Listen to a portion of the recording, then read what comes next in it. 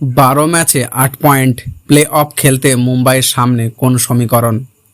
Bat হাতে Sunrisers হায়দ্রাবাদের ঝড়ের গতি যেন এবার খানিক কমেই এসেছে। মুম্বাইয়ের ব্যাটিং সহায়ক উইকেট পেয়েও কেন যেন ঝড় তুলতে পারেনি হায়দ্রাবাদের ব্যাটিং ইউনিট। শুরুর দিকে ট্রেভিড সেডস আর শেষের দিকে প্যাট কামিন্সের ঝড়টাই হায়দ্রাবাদের জন্য ছিল সম্বল। 20 ওভারের উইকেটে 173 রান সীমাহীন জাগানিয়া হলেও এবার আইপিএলের সাপেক্ষ বেশ বেমানানই বটে।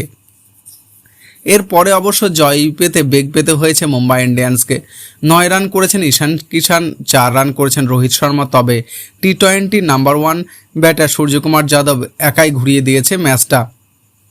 সেঞ্চুরি করে দলকে জিতেছে। লক্ষ্য তারাই সূর্য 51 বলে অপরাজিত 102 রানের সুবাদে উইকেট আর 16 বল বাকি থাকতেই জিতেছে মুম্বাই।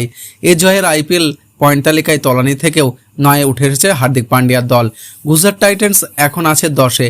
একই সঙ্গে অবশ্য প্লে অফে খেলার আশা গাণিতিকভাবে বাঁচিয়ে রেখেছে। 12 ম্যাচে খেলে 4 জয়ে 8 পয়েন্ট মুম্বাইয়ের। আজ হারের পর 11 ম্যাচে 12 পয়েন্ট নিয়ে হায়দ্রাবাদ আছে 4 নম্বরে। কলকাতা ও লখনৌয়ের বিরুদ্ধে সেই 2 ম্যাচ জিতলে হার্দিক পান্ডিয়ার পয়েন্ট হবে 12। শেষ পর্যন্ত অবশ্য তাদের এই প্লে অফে যেতে হলে মেলাতে হবে জটিল সমীকরণের মার 5। নিজেদের 2 ম্যাচ জেতার পর আশা করতে হবে চেন্নাই ও হায়দ্রাবাদ ও লখনৌ যাতে তাদের বাকি সব ম্যাচ হারে। একই সঙ্গে দিল্লিরও একটি বেশি ম্যাচ জিততে না পারে সেদিকেও নজর রাখতে হবে। এর বাইরে বেঙ্গালুরু, পাঞ্জাব এবং গুজরাটে অন্তত একটি করে ম্যাচ হারতে হবে।